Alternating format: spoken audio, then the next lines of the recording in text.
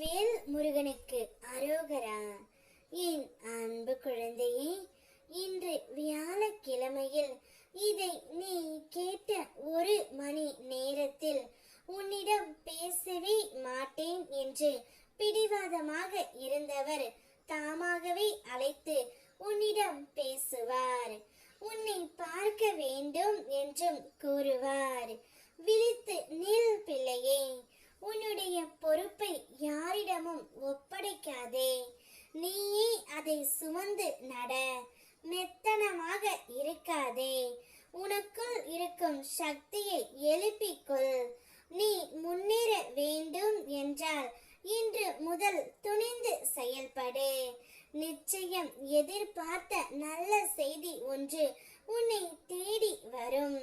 அது என்னுடைய அருளால் உனக்கு கிடைக்கும் வெற்றி. எப்போதும் நன்மையை நினை. நிச்சயம் நன்மையை உன்னை சுற்றி கொள்ளும். நல்லதே நடக்கும். எந்த திசையில் திரும்பி பார்த்தாலும் கஷ்டங்களும் சோதனைகளும் காத்து கொண்டு இருக்கின்றன. ஆனால் அவற்றை பார்த்து பயந்து பின் வாங்கி கொண்டால் வாழ்க்கை முன்னேறாது. உண்மையான மாற்றம் வர வேண்டும் என்றால் எத்தனை துரோகங்கள் வந்தாலும் தடைகள் வந்தாலும் தனி துணிவுடன் தாங்கிக் கொண்டு செல்ல வேண்டும். உன்னுடைய மன வலிமைதான் உன்னை முன்னேற்றும் பிள்ளையே. என் ஆசீர்வாதமும் அருளும் எப்போதும் உன்னோடு இருக்கின்றன.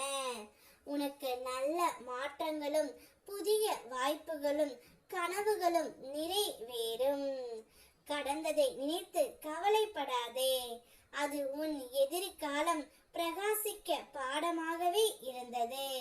சோதனைகள் உன்னை உடைக்க அல்ல, உன்னை வலிமை ஆக்கத்தான் தங்கமே. இனி வரும் நாள் வளம், வெற்றி, மகிழ்ச்சி, அதிசயம் நிரம்பியதாக இருக்கும். ஒவ்வொரு படியும் என் அருளால் பாதுகாப்பாக வழி நடத்தப்படும். நீ எந்த உறவை அதிகமாக நேசிக்கின்றாயோ அந்த உறவு உன்னிடம் பேசவில்லையே என்று நீ வருத்தப்பட்டாய். இன்று அந்த உறவே தானாக உன்னை அழைத்து பேசுவார். உன்னிடம் தான் செய்த தவறுக்கு மன்னிப்பும் கேட்பார். அப்போது அந்த மன்னிப்பை நீ ஏற்றுக்கொள்ள வேண்டும். ஏனென்றால் தவறு செய்யாத மனிதர்கள் இவ்வுலகத்தில் இல்லை. தவறு செய்வது மனித இயல்பு. ஆனால் அதை மன்னிக்கும் குணம் என் பிள்ளைக்கு எப்போதும் இருக்க வேண்டும். அதனால் மன்னித்து அவரை ஏற்றுக்கொள். அப்போதுதான் உன்னுடைய வாழ்க்கை மிக சிறப்பாக இருக்கும். உனக்கு எப்பொழுதும் பக்க பலமாய் இந்த